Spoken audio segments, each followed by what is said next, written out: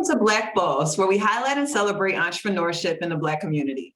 I'm your host, Michelle Forbes, and today I have with me jewelry creator, hat creator, t-shirt creator, pants creator, owner of HD Artz Inc., Howie. What's going on with you, brother? I'm well. I appreciate you for having me. And hello to everybody that's going to be tuning in, man. I appreciate everyone for tuning in and locking into the energy. So appreciate you having me.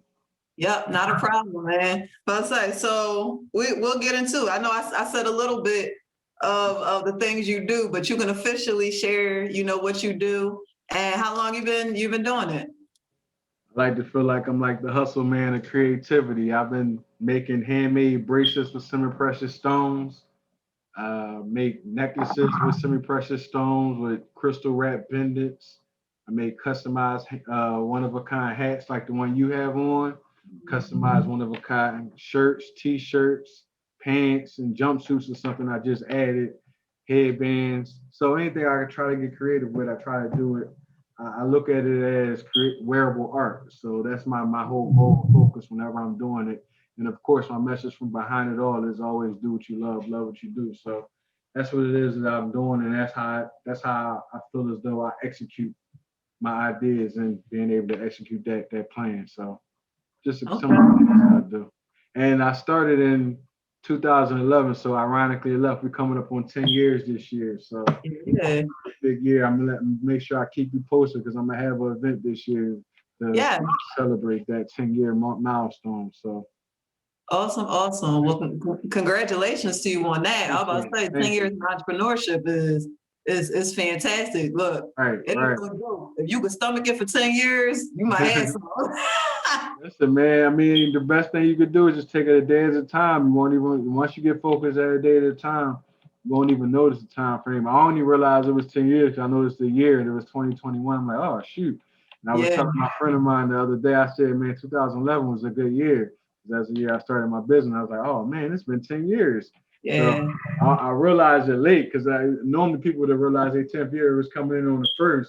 I realized it the 1st of March. So I was a little behind, but I caught it. So, Right. Cool. Congratulations on that, man. Yeah. So, do what you love what you do. I've always known that phrase to be associated with you. So when did that phrasing become a part of the brand? And I guess what inspired you? How does that phrasing inspire you? Well, truthfully, to answer the first part of the question, that phrase was birthed with the company. When I first walked into the store and started looking at beads, because that's all I used to make at first was just beads. I saw a stamp. And a stamp, because I was looking for a way for me to package my stuff while I was going to be making it. And that same day, I saw a stamp. And that stamp said, do what you love what you do. And they inspired me to keep going on looking at the beads I was looking at, following the ideas. And it was like me seeing that stamp. It was almost like a stamp of approval to keep me pushing with the ideas that I came up with. Because at the time, when I was getting those beads, it wasn't a business idea. It wasn't an entrepreneurship idea. Me being creative, doing something for me because I like bracelets. I wanted to wear bracelets, and I wanted quality of my liking that I knew that I would want to wear, that I knew that would last. So that was the motivation. So that's what made me start it. And in the process of me having these on, wearing them to work, because at the time I was still working a full-time job, coworker of mine seen me in the hallway and was like, yo, where you get those bracelets from? And I was like, I made these, John. He's like, for real? I was like, yeah. He's like, can you make me some? I was like, yeah, I can make you some. He's like, all right, how much?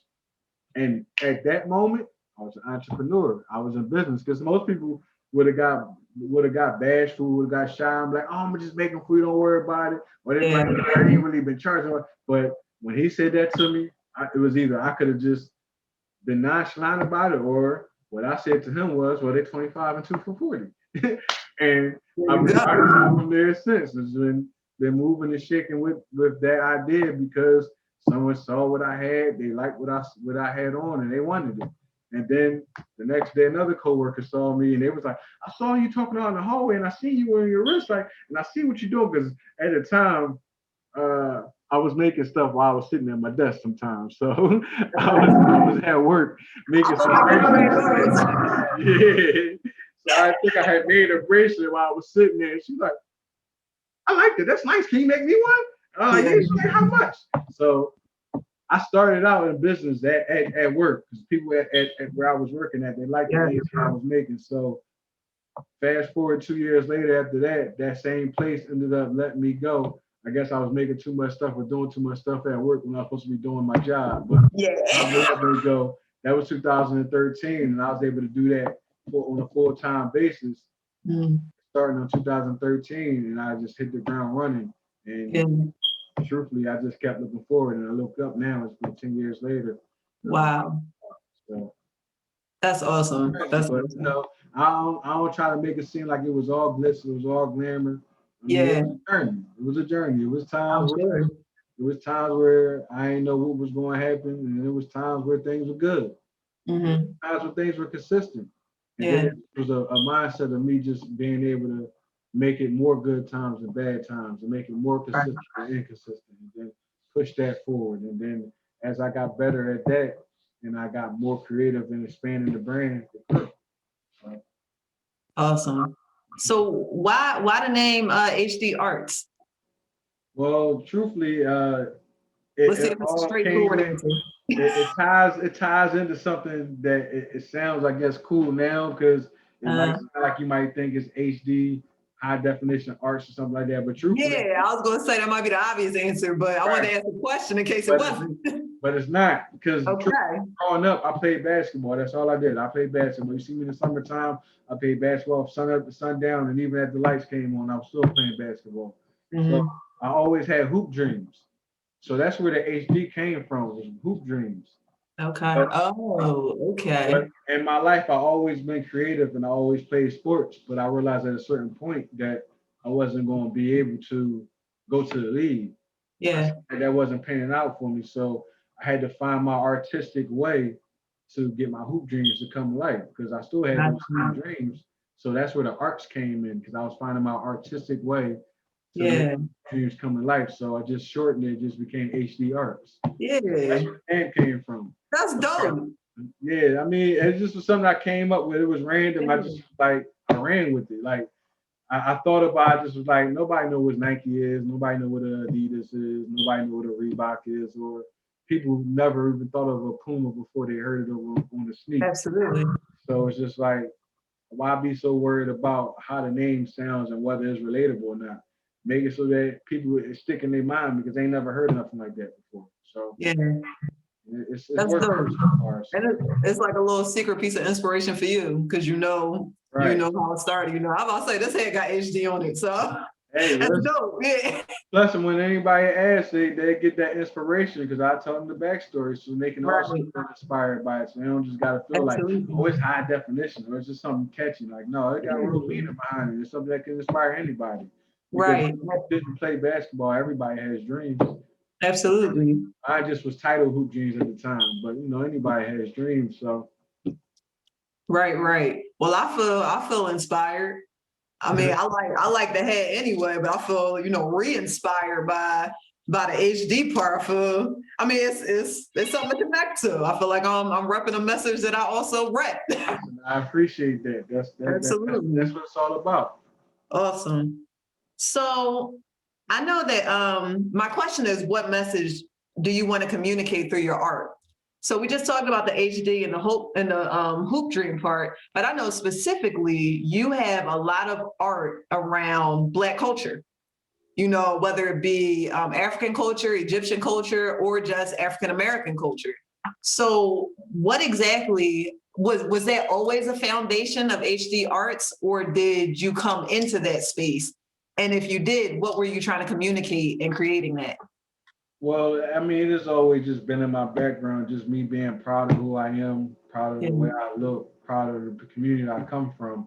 Growing up in North Philly and seeing the environment that I was around, I always had people that poured into me that made me be proud of who I was and proud of the way I look. So my whole idea is just for me to make sure that I made something that I felt like was cool, that people could relate to, but they can also wear something that they felt like they was proud of, that was representing them as well.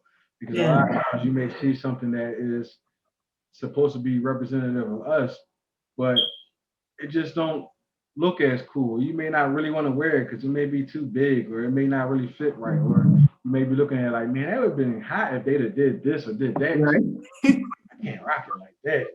It's just like being able to have something that people can be proud of wearing, and also be fly and wearing it and be like, yo, I like this John and I like it. You know what I mean? It makes me feel good and I like the way it looks. Yeah. That's my whole idea behind it all. Just giving something that can make you feel good and look good. Right. I think that. I think that. So you appear to sew a good bit of your items. I feel like maybe this hat. I don't know, but I look at a lot of your work. That's why I said you appear to sew a lot of your stuff. Where did you learn that skill from, and what made you incorporate it into, I guess, into design? Because you see a lot of people go the screen printing route, or you see a lot of people go, I don't know, some other design of things, but you have a unique, add-on to approach to your apparel. Truthfully, it got inspired from what you said, because I saw everybody else going left. I went right. Gotcha. I going to the top, so I went to the side. You know what I mean? I saw everybody doing one thing, and I wanted to do something different. I mean, and that's just how I always looked at it. Like, my whole approach for when I would want to put something on, or if I felt as though I wanted to get dressed or put something on where I feel as though I want to be fly or just feel like I'm looking good. I don't want to look like anybody else when I'm doing it. If I go in somewhere else and I see somebody that looks like me, I'm going to want to leave and go put something else on, because that means I didn't use any originality today. Got you. That's just not my focus. So that's where it all comes from, just making something that's original, something that you can feel like you can have on. You don't got to worry about nobody else having it on. Like, I'm pretty sure you ain't never seen nobody with a hat like yours. They may have had a red hat, they may have had a hat with an H on it, but they never had a hat that looked just like that. So that's the whole approach about it. Just make sure that it's all one of a kind. That's the whole concept behind the wearable art concept of it all, because art is important and it's strong because you have pieces that not everybody can get their hands on. They see that, I like that piece. Yeah. It's an original, nobody can't get their hands on the original. It's only one original. It's the same way with most of my pieces. It's original. So the person that's going to have that original piece is the person that purchased that piece. Right. You take care of it and have that 10 years from now. Somebody like, where you get that from? Oh, this is original. I got it done 10 years ago, man. I like this, John. Like, and it's still late. This is a timeless piece. So that's just my whole motive behind it. Seeing what ideas I can make that end up being timeless, and also make sure that it's original. Yeah, that's cool.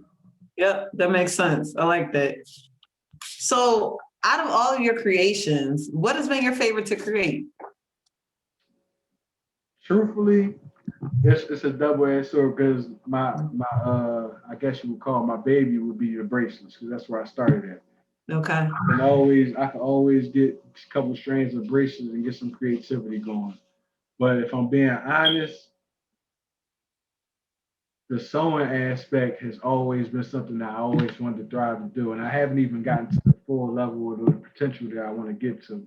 Okay. And because people ask me, like, have I gone to class? Who showed me? And I don't even like to say that I'm self-taught, but I am self-taught. I just been using sewing machine and doing stuff and trying trial and error, see what works, seeing what gets better at it, being consistent. Yeah. Consistency has been what's gotten me here. But my whole motive now is to go from not only just putting stuff onto things that already exist, being able to make things completely from scratch and see where I can go at from there. So, but in order for me to do that, that's what goes to a larger sewing machine. So that's where the comes in at. So it's just all levels. But the favorite thing I would have to say is the braces, but a very close second would be the sewing. Okay. That's cool. So entrepreneurship can be grueling. Do you ever feel like you want to stop? And if so, what keeps you going? Especially on the back of this 10 years question, because you've been at this for a decade, brother. No. The reason why I have to always be an entrepreneur because I remember how I was before I was an entrepreneur. And no matter how bad it gets as an entrepreneur, you always are in a better situation than you are just being an employee solely. Reason being, if you get paid as an employee on the first of the month, you pay all your bills and you broke, or you only got $30 left, that's all you gotta stretch until the 15th. You gotta wait those 2 weeks. Ain't no other way for you to get paid unless you got a side hustle or something, but that's entrepreneurship. So Right. solely being an employee and you just solely focus on that paycheck and you pay all your bills and something come up that you gotta pay and you gotta take care of that. And now you got $30 left to your name for 2 weeks. You stuck. Yeah. But if you're an employee and an entrepreneur, or if you're an entrepreneur solely, then if you have something that comes up and you have to pay it and you got $30 in your pocket, you got the opportunity to make more money the very next minute, very next 5 minutes from now, the next day, the next hour, 2 days. But you have the opportunity. It's possible. You don't have to just sit around and wait 2 weeks to be able to make that opportunity. So I tell people it's not necessarily about the income, it's about the cash flow. Because most people that get caught up, it's not about lack thereof or the not them making enough. It's about them not having time in. So it's that cash flow, having that cash flow in the time frame that they need it. And that's the part that I know that benefits me the most. Because even if I make a $25 sale, that's making money and that's in seconds. Right. When people they get excited about making $25 an hour. Yeah. So if I can make $25 in a second, then I can do that a couple more times. Yeah. And that's just me completely downplaying at my very lowest. Most times it's better than that. Yeah. It's the opportunity to be able to know that if there's a situation that arises and if all I have in my pocket at the time is what I have to use to pay for that situation, I still have the opportunity to make more finances that very same day so I don't have to be worried about being stressed about money. And that's the reason why I always know that I'm going to be an entrepreneur. I feel like it's in my blood because I get it naturally from my father. But truthfully, like as I always think of being an entrepreneur. I wake up thinking of being an entrepreneur because there's no better feeling than getting paid while you sleep. Once you get that feeling, you know there's no way for you to go back. Yeah, I hear that. That's my take on that. Some people they may feel differently, but me myself, I'm always going to be an entrepreneur. Yeah. Stone, it's like a rubber band. Once your mind is like a rubber band. Once it's been stretched, it can never go back to its original state. And that's how I feel. I've never heard that. That's a good one though. Yeah, it makes sense. It's true. Once you know better, you can't act like you don't. Right, absolutely. Do better, but you can't act like you don't know better. you can choose how to do better, but you can't say you ain't know. You can't claim ignorance anymore. Absolutely. Yeah. I definitely believe that. So where do you draw creative inspiration from? Everywhere. Different colors I might see, people I might see out, different things I might see, different ideas that might just pop into my head, memories, videos, movies, life. Because at the end of the day, that's where you see some of the most creative things, just when you existing out here. You see different things, come up with different ideas. So truthfully, it's random. Honestly, it's like I'm not the type of person that gotta go to a certain place to get inspired. Yeah. Like, I could be sitting here building with my man and then get inspired and get an idea. Yeah. Or just daydreaming and get an idea. Like we sitting here talking to you, get an idea. Like sitting here talking to you, I've gotten 3 ideas because wow. I make so many different things that I forget some of the different things that I made. So I haven't made any caps in a while. Got you. Me seeing you with a cap on, now I have different ideas bouncing back into me. So it's just like when I see things that I've made, I automatically think of a way I can make it better or ways that I could have remixed it or done different things with it. Right. Got you. So mine is always in creative mode for some reason, but it's a good thing. I like it. Yeah, it is. I mean, I think we all have, gifts and talents, and the thing about gifts is you can't really explain why you can do it. You just know you can. You don't Right, even really notice that you can do it until you realize other people can't. right. Yeah, that's So yeah, so it may be just the way you receive information. It's the lens you look through in life that allows you to take it in that way and push it out that way. yeah. So yeah. I'm grateful for it. For sure. Absolutely. It's very dope. Very dope. So to be in business for 10 years in a market in Philly, which is a highly creative space, there's many vending situations and all of this. How have you been able to market yourself in a way that has allowed you to last in this space for 10 years? What do Consist- you good? Consistency. Mm. Consistency. You don't know how many times I might have somebody that might hit me up from 2 years ago. I'm like, yo, you still making bracelets? Yup. What you need? Nice. Consistency. Because you know how many times they'd have hit some other people up that was doing something 2 years and down the line, like, yo, you still doing this? Oh no, I ain't doing this no more. No, I left that alone, or no, I don't even mess with that. Consistency. I've been Yeah. making bracelets for 10 years. Everything else, some things I may have added along the way, but I've been consistently making bracelets for 10 years. Yeah. If you see my table behind me, it got beads all over it. Yeah. That's just what I do, being consistent. A lot of people like to say these fancy things and like to use all these catchphrases and these quotes and these sound bites. But truth be told, one of the easiest things you can control is being consistent. But most people don't like to be consistent because, or they don't like to hold themselves accountable. And that's the key to being consistent. Yeah. Because at the end of the day, being an entrepreneur, you're your own boss. And Right. if you're not being consistent, then most 9 times out of 10, you're most likely not making any money. Mm. And the only person you can be mad at is yourself. Right.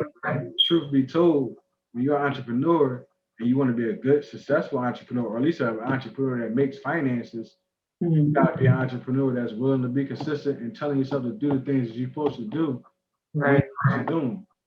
Because if you don't, then that's when you start to lose that momentum that you built. But if you're consistent, that momentum is forever building. Yeah. There's times when you're not even expecting a windfall to come your way, they come your way. Mm-hmm. In order for you to be able to get paid while you sleep, you gotta be consistent. Right. That's the people that get paid while they sleep. It's the people that's consistent. Right. It's not consistent. They don't get paid while they sleep because ain't nobody trusting paying for nothing 3, 4 in the morning without knowing confirming whether that person's going to deliver. Yeah. Consistent, they shopping at 3 in the morning, 4 in the morning, 5 in the morning, 1 in the morning.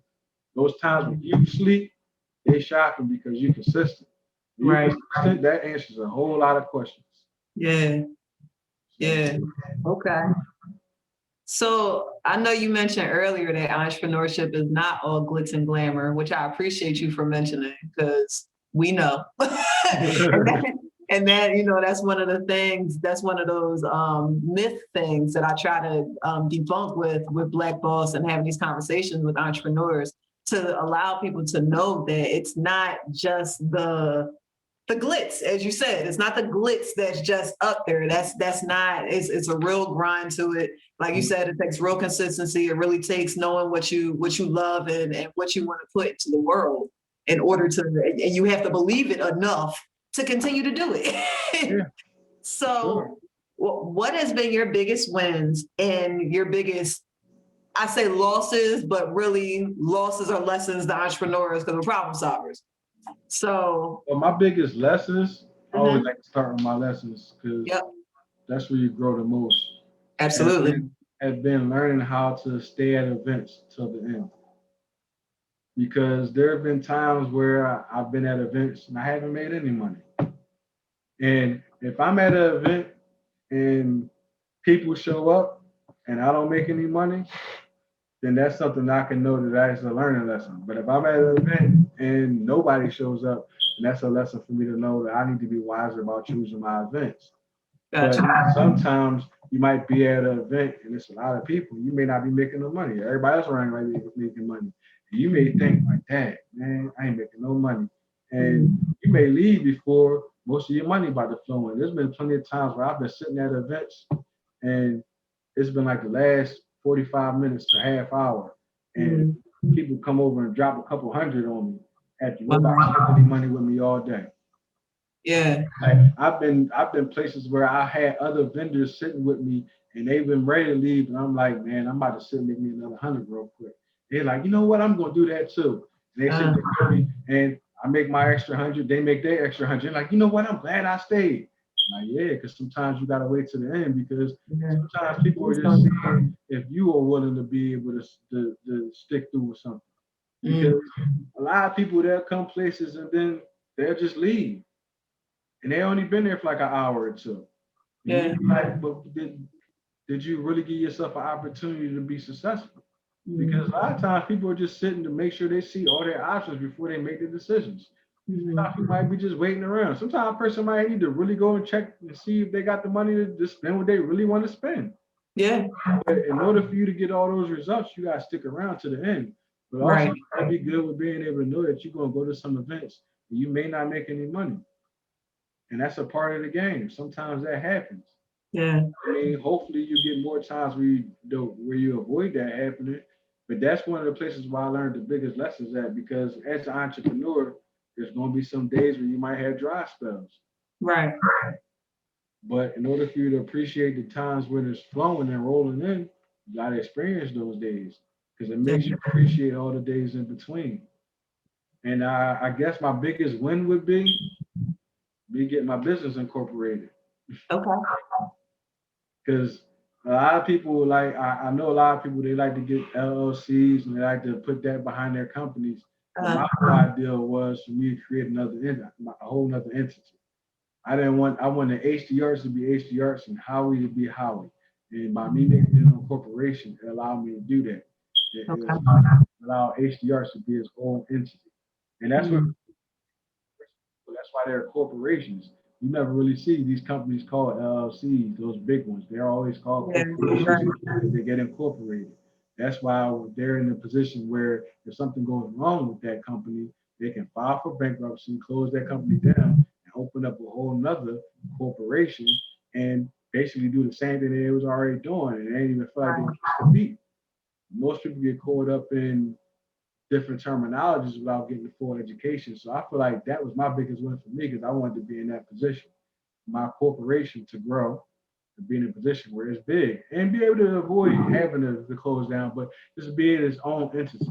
And that was my biggest win because that was something I always strived to do, but I wanted to make sure I did it right.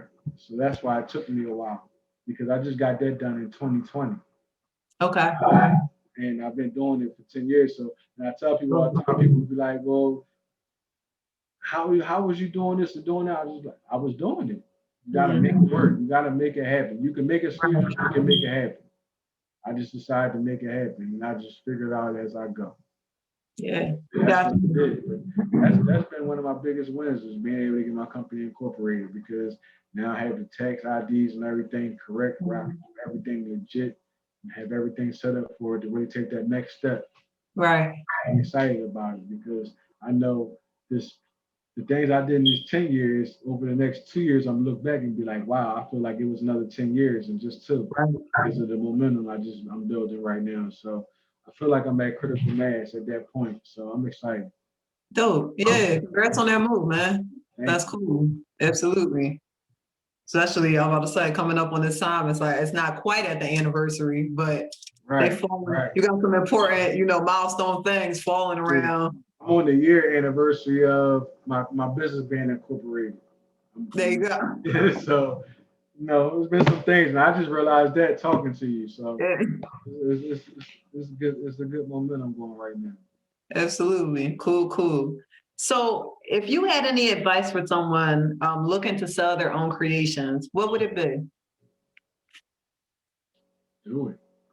Take that chance. Because a lot of people get caught up in overthinking things. And then they'll be overthinking and look up a month being passed. Where you can do it. You can still think while you're doing it, but do it. Because you could do a lot of planning, you could do a lot of plotting, you can do a lot of saying and talking, but the real growth comes when you actually do the thing. Right. Just do it. Try it. You never know how good it might turn out for you. You'd be surprised. First time I vended, I made more money than I ever thought I was going to make selling my stuff. And that was the first time I ever set up my table anywhere. Yeah. And I had people that was already being an entrepreneur before I even started coming over and supporting me. I just was like, but if I would have been second guessing myself, I would have told my friend when they asked me if I wanted to set up, I said, no, I ain't ready yet. Right. No, I just started. Because my first event was probably like 2 weeks after I first started selling my bracelets. Okay. Maybe even a week. Wow. But it just was like either I can do it or I can't. And I just Right. gonna give it a shot. I just haven't looked back since. Because once I got a yes, it was just like, all right, I'm willing to go through it all now. Yeah. I mean, so and I got my yes when I first started. So the rest was right. Keep going. Your business came from a yes. Right, exactly. Mm-hmm. So I knew I had something that some people like. Right. Every time my friend came back to me, he told me that it was something that people were complimenting on. So I would say the best advice I would tell people is really give it a shot, really try. Yeah. Just because you don't have the paperwork right yet doesn't mean you can't try. Right. Because the one thing people don't realize is most things ain't even recognized on the IRS radar or any of that until you make a certain amount. So right. Starting out, you ain't gonna make but so much anyway. So just give it a try. It ain't like you can go out and make $20,000 your first day. I mean, if you do, that's great. Right. I wish that for somebody out there, but I mean, if you're just starting out, you creating your art and it's something you're just trying and you're nervous about doing it, I would say just try it. Give it a try. Because at the end of the day, what's the worst that can happen? You can say that you tried it and it didn't work out. The only thing worse than you trying and it not working out is you never trying at all and then wondering whether it did or not, or would or not. I 110% agree. And I feel like anybody who is an entrepreneur, that's what ultimately pushes that thing. It's like I can't live my life and not attempt this. Right. Like it's a win, you know, it's win, lose or draw. Like it's not an automatic I'm expected to win, but it's like I can't say what if. I'm not willing to live with that. Right. That hurts. Yes. That's where regret is breeded at. Yeah. Because now you just ask yourself, why didn't you just try? Right.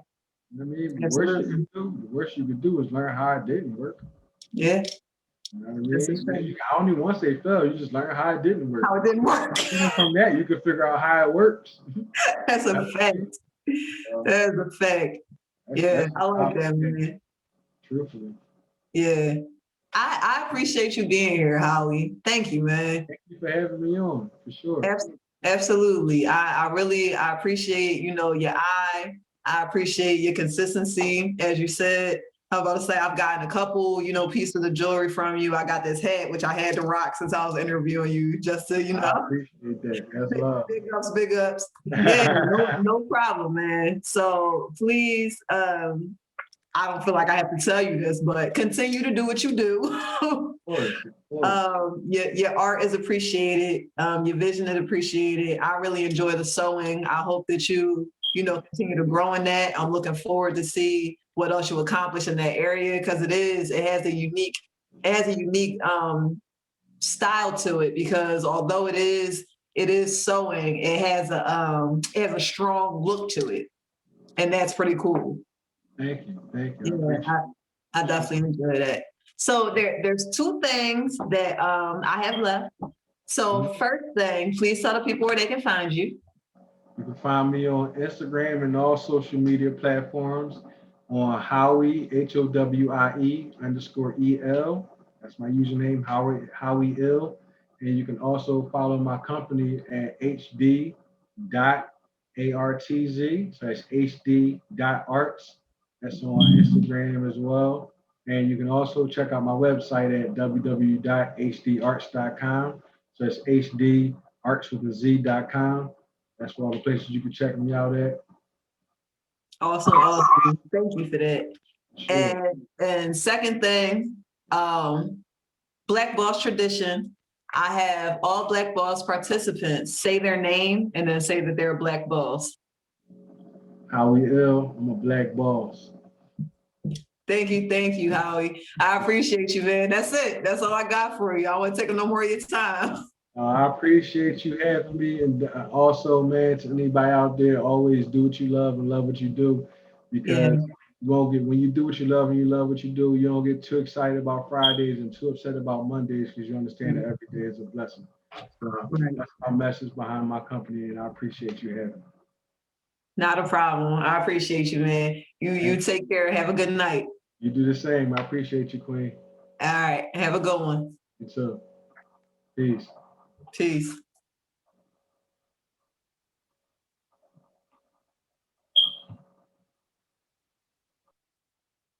Thank you so much. That was Howie Hill, owner of HD Artz Incorporated. He does awesome work. I'm about to say this hat, so I had to represent. This is, in fact, one of my favorite hats just because of how unique it is, and it's a one of one. It's a one of a kind. So that's very dope. I loved, what Howie had to say about consistency, about just jumping out there and doing it and having no regrets. I think that's a way to live life. That's a way to get the most out of life. You can't just, I won't say what you can and can't do, but for anyone who really, really has a burning desire to produce something into the world, because something in them really just tells them that they can. If there's something in you that tells you that you can, you can. That's why it's there. That's why you got that feeling in the first place. Because guess what? I've never had a desire to sew or make a bracelet. So these gifts and talents are given out different ways. So trust that if you have a burning desire to do something, that it really is for you to do and to accomplish. So have faith in that. To continue the celebration of Black entrepreneurship, head over to Black Boss _certified on Instagram. I'm Black Boss Certified on Facebook. And for full episodes of Black Boss, please check out Black Boss Certified on YouTube. Thank you so much for joining me again. I appreciate you guys, and I hope that you were able to learn something. So talk to you guys later. Peace.